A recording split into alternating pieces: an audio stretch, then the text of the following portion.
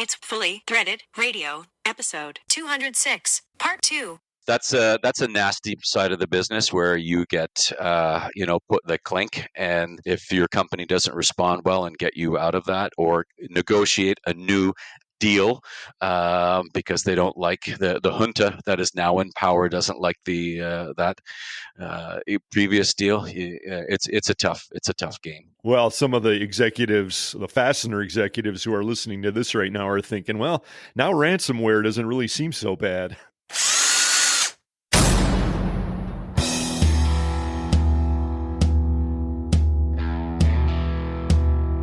It's time for Fully Threaded Radio.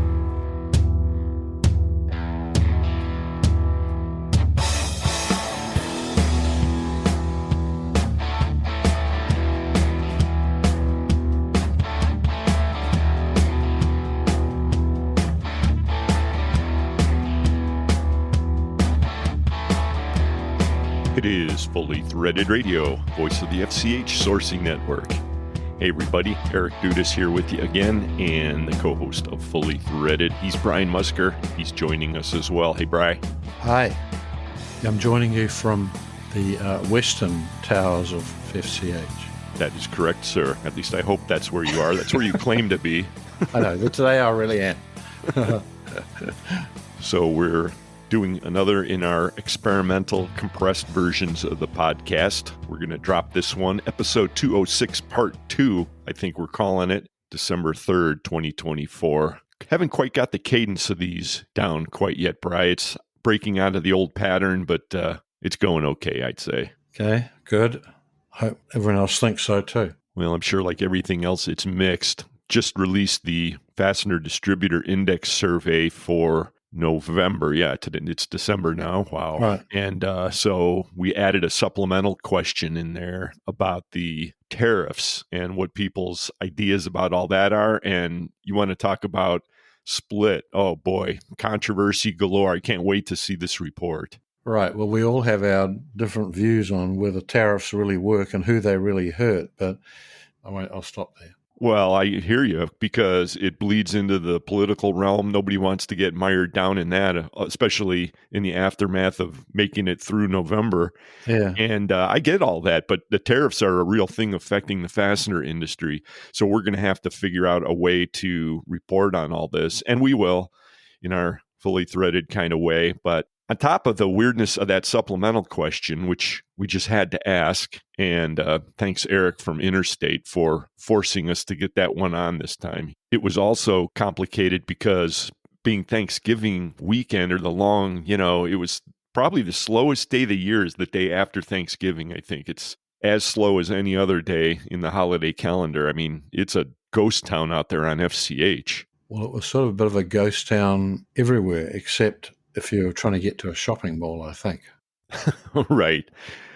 But the fastener industry really does take a little time off for Thanksgiving. Seems to be a pretty important holiday across the board, at least here in North America. Well, a little like the day after Christmas in other parts of the world, I guess, or the British parts of the world. It's special Boxing Day, which no one ever really knows what it was, why it's called that way, but it's when you're meant to go out doing things, switching the clothes for the size you really can't fit in. It's for all the returns, huh? Yeah. I always thought that was connected with the hired help, which was sort of a societal thing in England, Victorian era England, when that phrase came into being. I was under the impression it was somehow connected to that, but that's sort of a blurry piece of trivia in my mind. Anyway, what's not blurry is this episode of Fully Threaded, which is going to be, again, compressed, or as Brian calls it, streamlined. We've got a conversation today with a gentleman named Steve Roebuck. He's doing work for Fully Threaded longtime partner Jay Lanfranco in the mining industry. He's got a long track record and deep experience there. We're going to get the flavor of that on this conversation. And Bri, I think there's several details he's going to lay on this that we could talk about after that are going to resonate with you, because he's certainly a world traveler. He's done work all over the world as a geologist and then later as an executive, and it's a very interesting interview. Okay. Yes, and we're going to bring you the latest Fastener Training Minute. Some of you have been waiting In great anticipation, well, here it is. Carmen Vertullo's going to share with us his idea about thread engagement and lock nuts. In other words, if you want to know how many threads should be protruding from the end of a lock nut bolt assembly, this episode of the Fastener Training Minute's for you. A question I ponder frequently, actually. Well, you think about things like this continuously, and somebody's got to. Yeah. Well, Carmen's with you. Cool. Stick around, and we will then reveal the first winner of the latest IronClad gloves contest that we announced last episode. It's the IronClad tactical gloves. We called it Out of the Rut. Yeah. Got a couple entries. One stuck out to me. This came in over the holiday break. And, Bri, I got to tell you, it is representative of the true feeling, for me at least, of what the IronClad contest is all about. So we'll give you details on that as we wind down this episode today. The streamlined episode. New and improved, perhaps? I don't know. We'll smooth all this out. Whatever we do, fortunately, our partners are with us 100%, and the title sponsors of Fully Threaded Radio are Star Stainless and the Linfast Solutions Group family of companies, Global Fasteners, and Brighton Best International. Fully Threaded is also sponsored by Buckeye Fasteners, BTM Manufacturing, Eurolink Fastener Supply Service, Fastener Technology International, InSequel Software, J. Lanfranco, Solution Industries, 3Q Inc., Volt Industrial Plastics, and Worth Industry North America. Our email address is ftr@fullythreaded.com. Let us know what you think, or if you have suggestions or ideas for supplemental questions on the Fastener Distributor Index. Right. Or even comments about the altered, the streamlined version of the Fully Threaded. I mean, do you hate it or love it? It's a good question. Mm-hmm. Been getting mostly texts and emails to my personal box on that, but a couple came in through the FTR email box also. You know how it is these days. It's just a multi-channel 24/7 kind of existence, but getting the flavor of the feedback, and we're going to keep rolling. So much going on here with the FCH sourcing network platform that we're building out, and Fully Threaded Radio's coming up right along with it. 2025 is going to be an interesting year across the board, Bri. Yeah, I think so. For lots of people, FCH included. You know, spinning back quickly to IronClad before we take a quick break and then talk with Steve Roebuck. Saw this fly across LinkedIn the other day. IronClad is proud to announce being selected as a 2024 Global Media Award winner at the Specialty Equipment Market Association show in Las Vegas for our recently launched extrication glove. Okay, so what is that? Yes. I didn't realize what it was at first either, but let me continue. The voting panel reviewed nearly 3,000 new products featured at this year's SEMA show, with each journalist selecting 10 products that would be most interesting to their readers. The extrication glove is a highly abrasion-resistant glove specifically designed for first responders and high-risk automotive adjacent fields alike.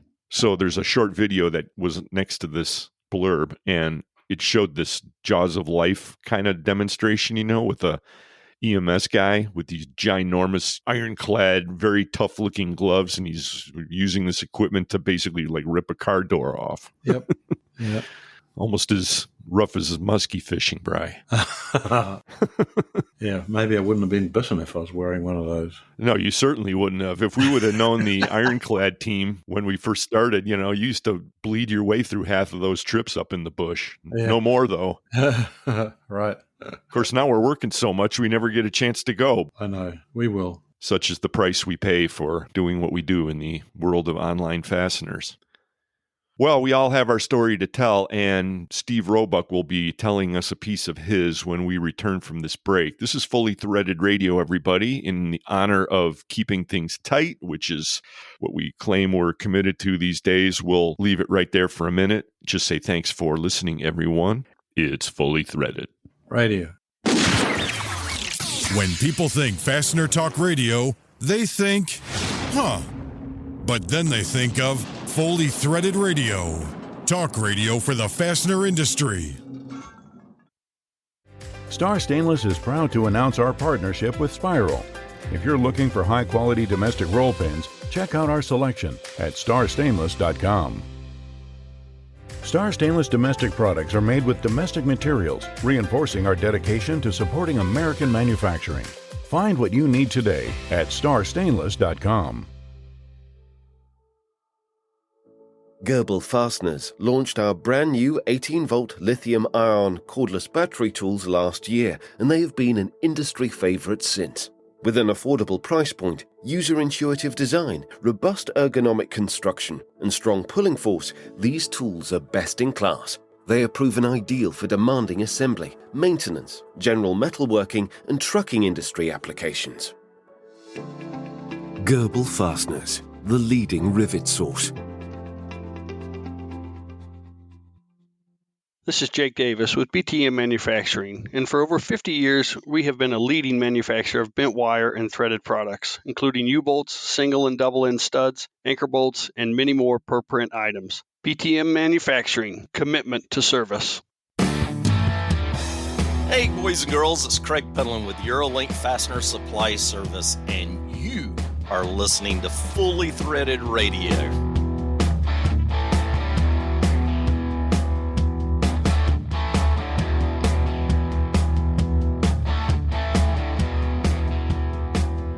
Steve Roebuck, thanks for jumping on the podcast. Well, Merrick, pleasure to be here. So you're doing business development work for Jason over there at Lanfranco. A lot of listeners have heard him on the podcast before.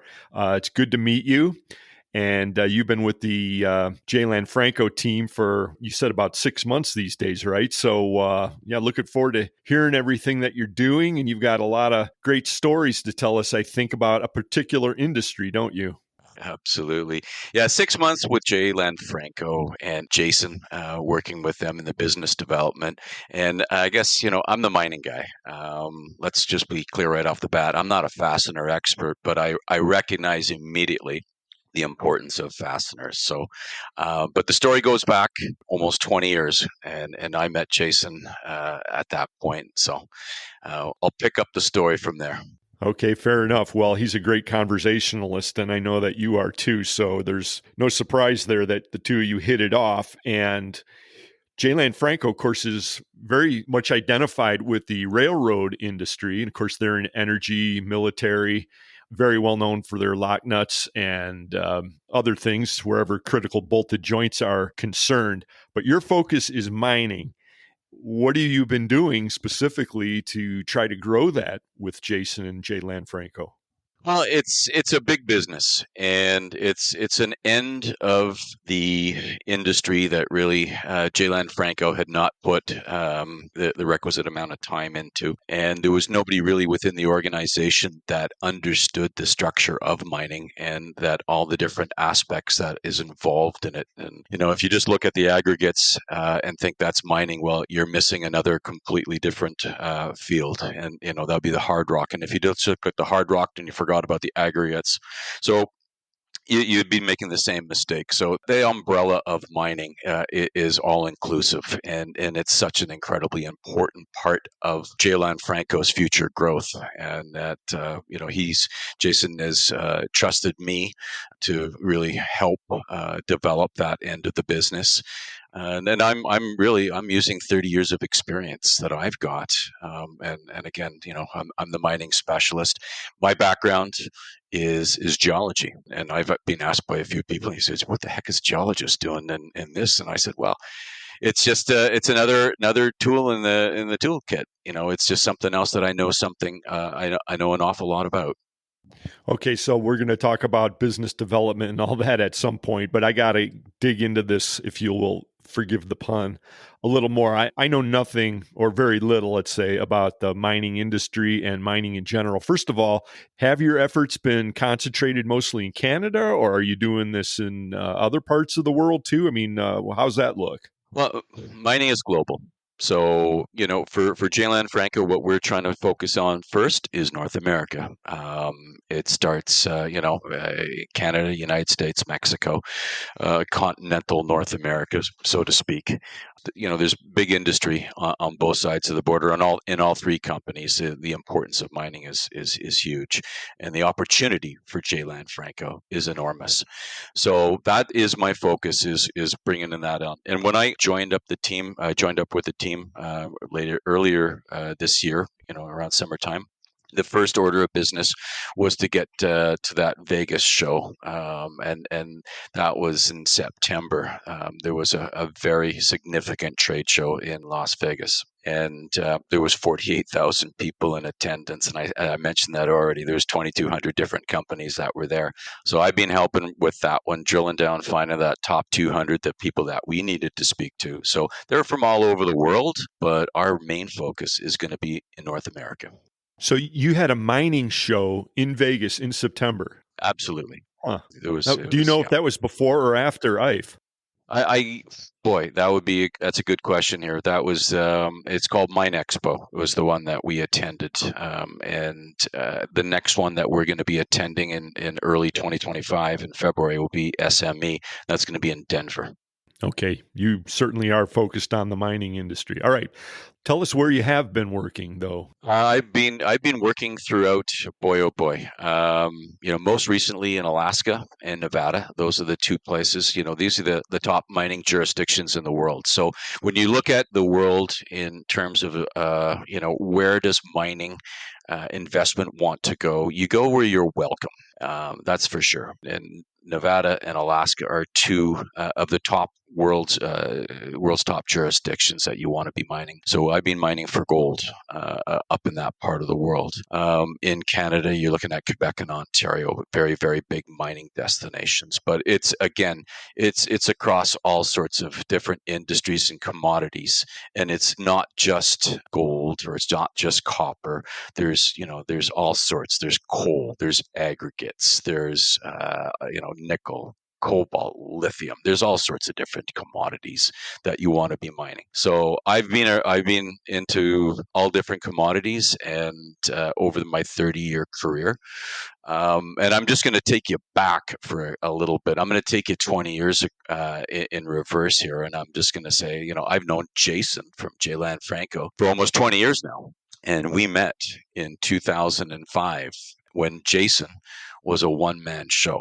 And it was an exciting time for Jason because, we met in one of these common offices, and this is where you've got a lunchroom, you've got a lady at the front desk who can accept your parcels, answer the switchboard, and then you've got 20 or 30 of these little 10 by 10 offices. And I was in the middle for this area, and I was doing my gold mining, and on my left wall it was Jason, and on my right wall was another guy. Jason's doing locknuts, and this guy on my other wall, he was selling scrap metal, and I'm doing gold mining. So it was a whole bunch of young fellas at the time, and we're all just kind of getting going. And I had two little kids in the house, so I couldn't hang around the house too much because it was a lot of chaos of a 3 and a 5-year-old at the time, and Jason was doing the same thing. So we all met 20 years ago, and that's kind of how this started. And Jason and I were always saying, we got to figure out a way of working together. And life came along, and I got swept up in other opportunities, and I ended up having to move. But me and Jason never lost track of each other. And Jason was very successful in growing J. Lanfranco into what it is today, is a very dominant fastener producer. And that's the important thing. We just don't supply, we produce.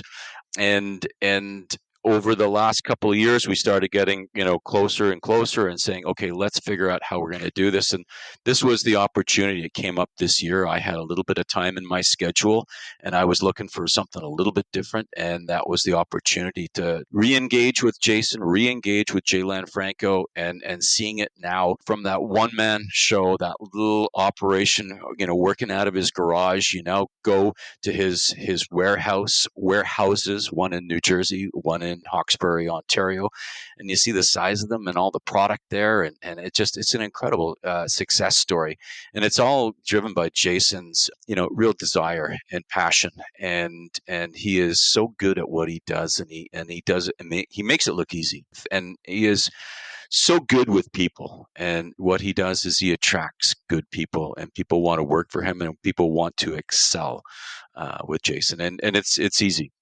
It's easy for everybody around the team to do that.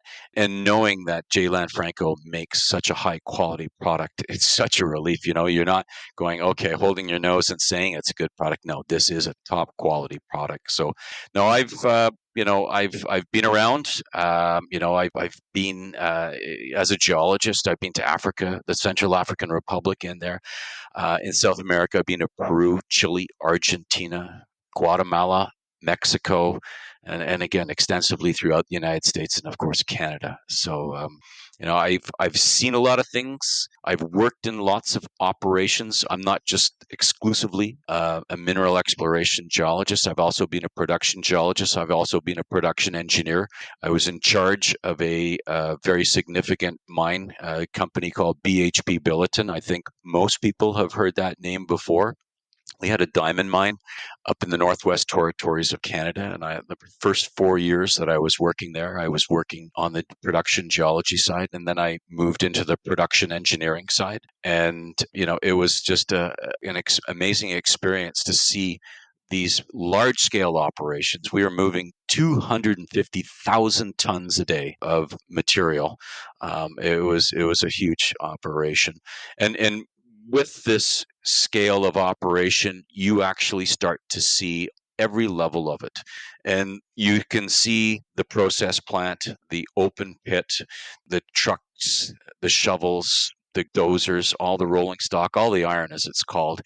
And I really wish I could have been helping Jay Lanfranco at that time, because I had direct access to everybody in the maintenance department. But that experience taught me the ecosystem and who's important in any one of these businesses.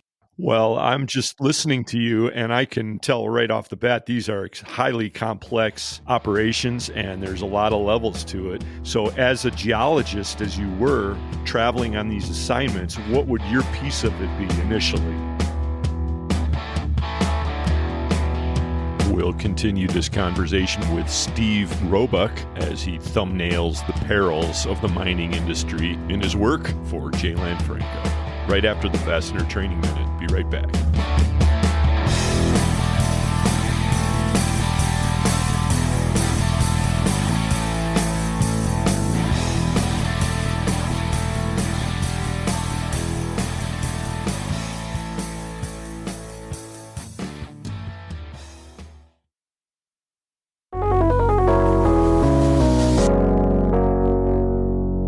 Well, hello, everyone. This is Carmen Vertullo with your Fastener Training Minute, coming to you from Carver Labs in beautiful El Cajon, California, and the Fastener Training Institute. Today's topic comes from actually an OEM who sent me an email with a photograph of it, and that photograph was a large grade 8 bolt in an assembly, probably about a 1-inch grade 8 bolt, with a nylon insert lock nut.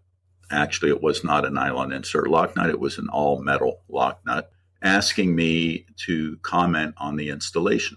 Well, it turned out that looking at the photograph, the end of the bolt was barely sticking out the end of the nut. So my commentary obviously had to do with the number of threads that we need exposed past the nut when we're using a lock nut. So I commented on that, and it gave me pause to think about that, because even though I have often commented, probably even during the Fastener Training Minute, on number of threads we need past the nut or thread engagement even, I really have not ever drilled down on that when it comes to lock nuts. So the question is, how many threads do we want to go past the end of the lock nut when we're using a lock nut? And the answer is, it depends. When I come back, I'll tell you what it depends on.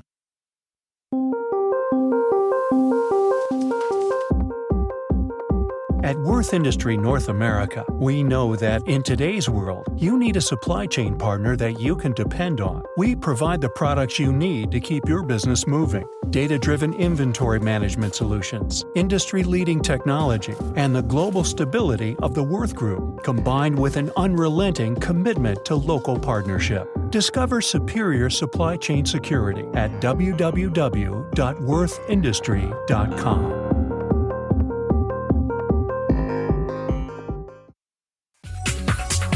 Quality products, quality service, quality customers. That's 3Q Inc., a fastener distributor unlike any you've worked with before. With its unique remote managed inventory stocking programs, wide array of secondary service offerings, and wholly owned cold forming capability, 3Q Inc. has been supporting fastener distributors since 2008. 3Q offers a wide range of 100% American-made fasteners, including ITW SEMS lock washers, as well as specialty and imported parts. Give 3Q a call today to discuss your needs and experience 3Q quality for yourself. 3Q Inc. 3Q-inc.com.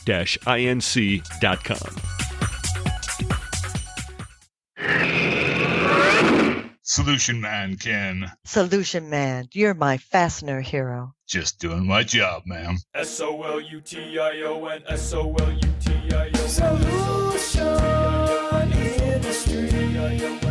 We are Solution.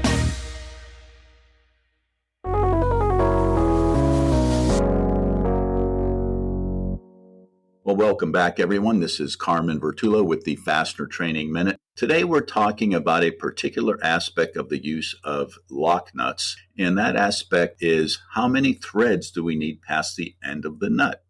Well, the kind of lock nuts we're talking about here are prevailing torque lock nuts. Those are the ones that you spin them down and they stop, and then you have to add additional torque to get them to go to their seating place. And obviously, we need some threads past the end of the nut. What does that depend on? Well, it depends on the locking feature mainly and what's going on the end of the bolt. For most hex cap screws, I would say for all hex cap screws that I'm aware of, and socket products, even though we typically aren't putting nuts on socket products, though we may, the end of the externally threaded fastener is chamfered. So we have 1 to 2, maybe as many as 3 threads that are not fully formed. And that has to do with the thread pitch, the diameter, and so on. I'm not going to dive into that right here. And then how much of the nut is consumed by the locking element in the nut. With a nylon insert lock nut, we know that's beyond the threads of the nut. But with an all-metal lock nut, it's within the threads of the nut. A center lock nut, for example, the locking feature is in the middle of the nut. So the general rule is, and I haven't seen this written anywhere, I might have to invent this general rule, is all other things being equal, spin the nut down until it stops and you have resistance, and you need at least 3 to 5 more turns to ensure that the locking feature of the nut is fully engaged into fully formed threads. Now, here's a couple of interesting things that could affect that. One thing is, if we're talking about small machine screws, for example, you don't have a point or chamfered threads on those typically. So you probably can get away with fewer threads sticking out the end of the nut. If you're using, for example, A307 hex bolts, which also typically, though not always, do not have that chamfer on the end or that point. It's not required. It doesn't mean it's not there, but it's not required. You also have a little bit more forgiveness because you have fully formed threads all the way up to the end of the bolt. Now, I think it would be worthwhile to do an analysis on this because coarse or fine threads, diameter, all that matters. But the bottom line is, the most important thing is that we have all of the locking feature of the fastener fully engaged in fully formed threads on the bolt. And once again, I think that comes out to about 3 to 5 threads, probably at least 3 threads exposed past the end of the lock nut to be sure. Well, I hope you learned something about the proper use of lock nuts, all metal and nylon insert lock nuts we were talking about. It doesn't matter if it's inch or metric. I think the rules apply. And if anyone is interested in helping me out, I think we're going to talk about this in depth on our next Fastener Experts Mentoring Program. And I think it's worth a magazine article for one of the mentees to write. Well, this has been Carmen Vertullo with the Fastener Training Minute. Thanks for listening.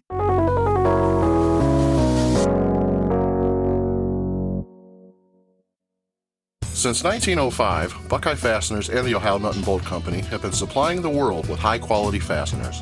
Our standard product lines include weld fasteners, braided weld screws, leg levelers, self-clinching hardware, clevis pins, rivet nuts, and various other fastener lines. Buckeye Fasteners, more than just weld. Hey, this is Bob Baer with Avid Interfast, and now back to Brian and Eric on Fully Threaded Radio.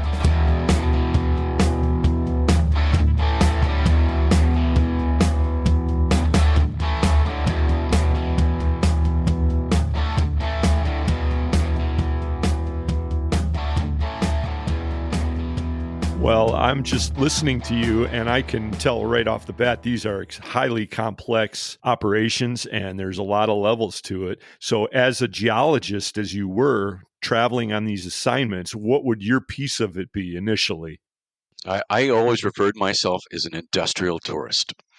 So depending on the role I was taking, either as maybe a vice president of exploration and maybe in some of my later years after that as a even higher executive than that, I was really trying to determine the viability and the investment thesis behind any one of these assets that we would visit. So that was really my role, is to see which one of these things, is it viable? Do you want to work in this country? That's number one. Is money going to follow you into a country like this? There's countries that you want to work in, and believe me, there's countries that you don't want to work in. If you remember, maybe early on, I said to you, this is kind of, you go where you're welcome. And this is true in the mining business, and I said, Alaska, Nevada, and parts of Canada, you're welcome. And people want to see business. People want your business there. Newfoundland and Labrador is another great destination. So is Saskatchewan. So my role has always been more on the technical and the financial and more of the executive side of things. But that took time. I started off at the bottom on the very first rung of the ladder, and I was cutting drill core and working my way up from that point on, and being the geologist and logging the drill core, and then starting to assemble and having various other teams working below me, and then starting to put that whole thing together, and then going out and actually seeking the money from the investment community to go in and do major exploration programs, and then subsequently buy projects. So it's an interesting field. Yeah, I'm just thinking about all of the hairy situations you could get yourself into in certain parts of the world with, the risk of these industries being nationalized. And obviously an entry-level geologist isn't going to be concerned with that. But as you become more executive level, of course, you have to consider all that, don't you? So if you were involved in that part of it, you were really getting into some heavy-duty geopolitics as a part of all this, weren't you? How did you study up for all that? I mean, did you just learn through hard knocks, or did you get nationalized out of existence a couple times? There's no school that teaches you this stuff, right? I mean, this is the where you go out and you kind of learn the hard way, and typically you go with somebody, and they may be able to hold your hand a little, maybe be able to speak the native language. I'm fortunate to be able to speak a little bit French, but certainly a lot of the destinations that I've been to, there was neither French nor English nor Spanish being spoken. So there's always that. But I'm taking a look right now, and I don't mean to pick on any country in particular, but recently a country called Mali in West Africa has made a very bad habit of kind of detaining executives from a number of different mining companies. An Australian company called Resolute, and they a North American company called Barrick Gold. So that's a nasty side of the business where you get put the clink, and if your company doesn't respond well and get you out of that, or negotiate a new deal because they don't like the junta that is now in power doesn't like that previous deal. It's a tough game. Right. Well, some of the executives, the Fastener executives who are listening to this right now are thinking, well, now ransomware doesn't really seem so bad. Yeah, no, I wouldn't want that either, but there's all sorts of things that can trip you up along the way. I got a buddy who's an attorney. He's actually head counsel for Prospero, which is a island, sort of an economic development zone off of Honduras. And right now they're getting jacked around, the whole globalization movement. They don't really have too much tolerance for freedom and economic prosperity, it seems. So they're trying to legislate them out of business. And yeah, that's really a harsh thing because you really have no recourse. When everything changes, you just have to kind of gather up what you can in the aftermath and look for somewhere else to operate, right? And that's the fortunate thing with Jay Lanfranco and the Fasteners is that there's lots of different places to work and lots of different countries and companies to be working with, and we're always looking for the same thing. We're always looking for the exact same thing. We want to be treated fairly. We've got a good product. We want to work with people who want to work with us, and that's the key thing here. Is in any business, right? It goes back to where you're welcome and who is going to treat you well, and that's why our initial focus is going to be in North America. We're going to be focusing in on Canada, United States, and Mexico. That sounds like a good strategy for the moment. And let me ask you this. What is Jay Lanfranco's main commodity that you'll be selling into the mining industry? Obviously, locknuts are your flagship. Anything else in that bundle that you're looking to move? You nailed it right there. It's definitely the fasteners. It's the ease that they go on, the ease that they come off, the fact that they're good on corrosion, shock, vibration, all the standard stuff, and that we're extremely good at. We have a full range of metric, full range of imperial. From the size of your fingernail all the way up to the size of your fist. Whatever you need, Jay Lanfranco has got the parts for you. So that's the main business, and that's going to be the focus. And really, it's about educating people. It's getting in front of people. It's people don't know. Maybe in the rail business, Jay Lanfranco is an established name. Everyone understands the quality product that they have. But really, in the mining, this is virgin ground for us, and it's an opportunity to really grow the business. And again, we'll be tackling that. The next big show for Jay Lanfranco is the SME. And that's the late February in Denver, Colorado. So good thing we're used to cold climates. We'll be putting our parkas on and heading out to Denver and enjoying 3 or 4 days in the end of February there. So that's our next big show, and that's going to be our focus is getting in touch with the people who are going to be attending that, and maybe some of the people that are listening to this show, you want to reach out to us, we'll be reaching out to you. That's for sure. There'll be a knock on your door, and it will be me. Or Jason or Lisa. I have no doubt about that. Well, Steve, it's really a pleasure to speak with you, and I look forward to meeting you in person. But I tell you, before we cut this off, let's make a mental note to reconvene and do an extended conversation that we'll record and put on a future episode, because I would really like to, again, forgive the pun in advance, dig into this whole mining topic a little more and hear more about your adventures, because I could tell you've got a lot of them. Yeah, I could tell you about Guatemala. I have had never seen as many handguns in my life, or pistol grip pump action shotguns. Every single guy had one. So yeah, there's lots of crazy tales from my experience. I look forward to sharing them. Sounds excellent. Okay, Steve Roebuck. Again, the website for Jay Lanfranco, if you want to read up on more of their endeavors and their various industries they're involved in, because it's much more than mining and railroad, as you gathered from Steve's comments, jaylanfranco.com. Great friends and supporters of the Fully Threaded podcast. Good to talk to you, Steve. Thanks for being here today. Absolutely. Look forward to speaking to you again soon. Talk radio for the fastener industry. It's not really all that bad for the most part. Brian and Eric, Fully Threaded Radio. The new Cleveland Branch Laboratory and Testing Division of Brighton Best uses the most advanced fastener inspection equipment available today. Variable thread measuring systems are utilized, with all results electronically compared to the applicable specification and standard. Custom programming has been developed and implemented for the electronic gathering and storage of all data. Our technicians are fully trained and certified in the operation of all measuring and test equipment and the data collection software. Customers may contact the laboratory for technical assistance by email at qa@brightonbest.com.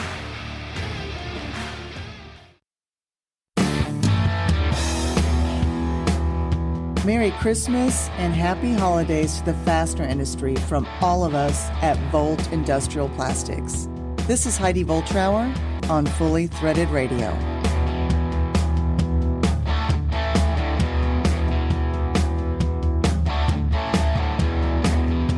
Brian and Eric back with you.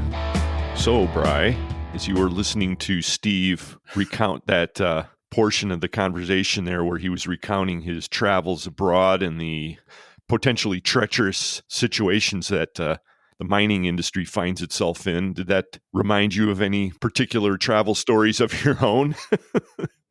Yes, actually, yeah. Actually, I went to see what's probably what may not be now, but it was then the biggest open pit mine in the world, and it was up in the Atacama Desert in Chile, and it was just an enormous hole, a big copper mine, and I believe it had 4 years of was it the Marxist President Allende in Chile, and we arrived there just 5 months after the military coup. Pinochet took over.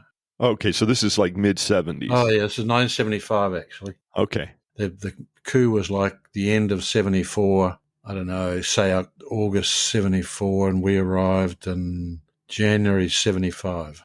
Well, what were you doing there? You weren't working for a fastener company, I don't think. No, I was not. No, we were just a group of New Zealanders traveling around the world like everyone does after they get out of university. And we had a friend who was a Chilean. So and that had been nationalized by the Allende government. And it was having its problems because, of course, they put communists in charge of everything, but they didn't give them any training. So no one knew how to run a gigantic open cast mine.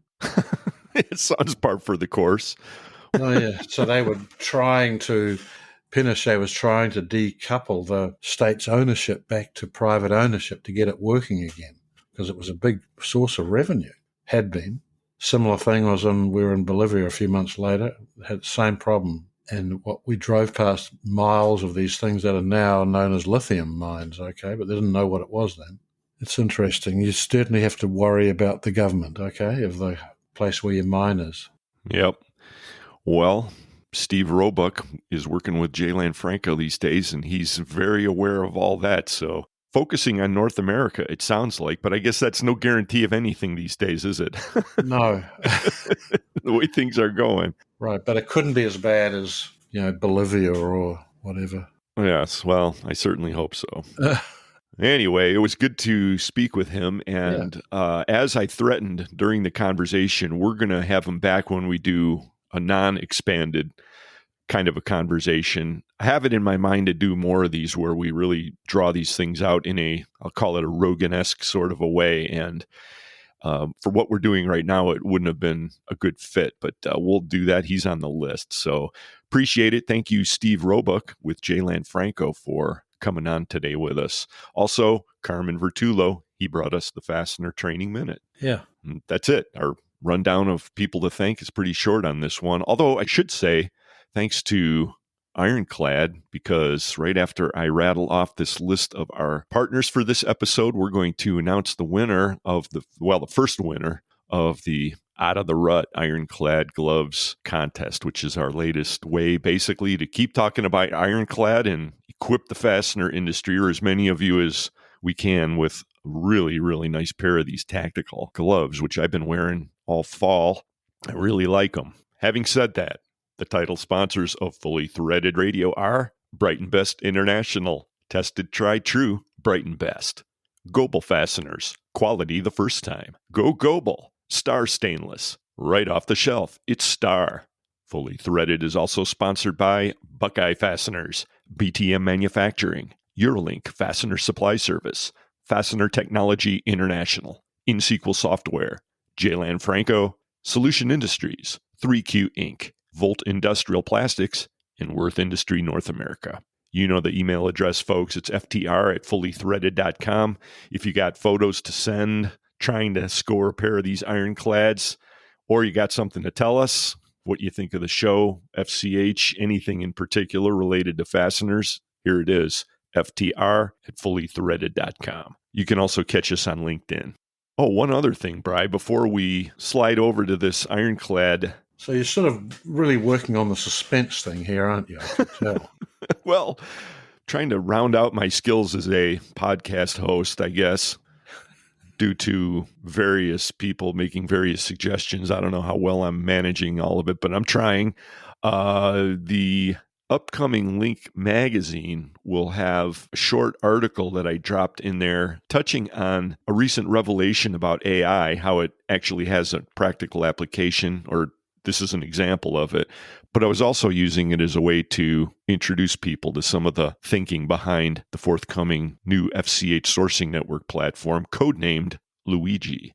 After Eric's father's nickname, incidentally. Yeah, there's a piece of deep trivia that I didn't talk about, but that's true. Anyway, so there's some foreshadowing. And our next episode of Fully Threaded Radio is going to be, I think, a pretty good one from the standpoint of we're going to try to go back to our roots of generating just a little controversy. We're going to talk about this tariffs question on the Fastener Distributor Index. Those results are pouring in right now. We're about ready to send it all off to the Baird guys for analysis. And then next episode, McNulty will be talking with Tim Roberto Jr.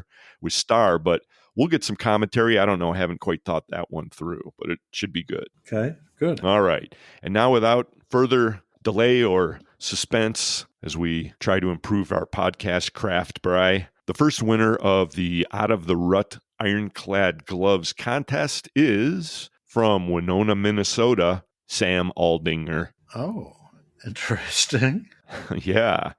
Well, you saw the photo, Bri. Yeah. Sam, now, before I explain that, many of you might remember Sam Aldinger from Fastenal, and he was with Fastenal for many years. He fairly recently announced that he was leaving the company to focus on other pursuits. He's doing some homesteading, actually, Bri. I know he's trying his hand at chicken ranching, and he's doing a bunch of other things, but it's quite interesting. Meanwhile, he's keeping his hand in the fastener industry, doing some private consulting, and he's a sharp guy. But he sent over to us a photo over the Thanksgiving break that really, to me, struck a chord, and it's a picture of his father-in-law who's he's a little immobile. He's getting up there in years, and he's been a lifelong outdoorsman, lifelong hunter, and he couldn't get out this season, but Sam took him out onto the back porch. And of course, where they're situated up there in Winona, it's quite majestic. Their back door is a big sort of an agriculture, sort of wildlife sort of a setting. And we'll put this up on LinkedIn, of course, to share it with you, everybody. But it was his father-in-law, Tom, looking out, hoping to see some sort of wildlife. We won't necessarily say what the true motivations here in the interest of sort of the more sensitive listeners of the podcast, but you get the idea.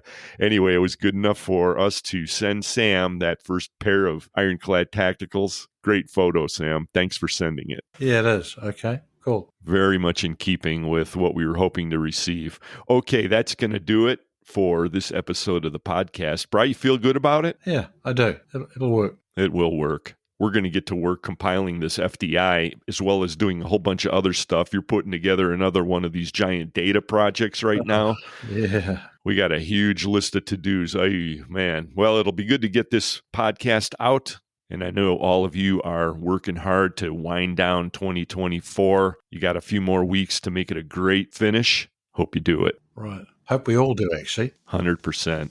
Hope to see you guys at some of the association holiday events and, of course, on the next episode. But for now, I'll just say for Brian Musker, it's Eric Dudas. Get out there, sell some screws. We'll talk to you very soon. Till next time, folks. Okay.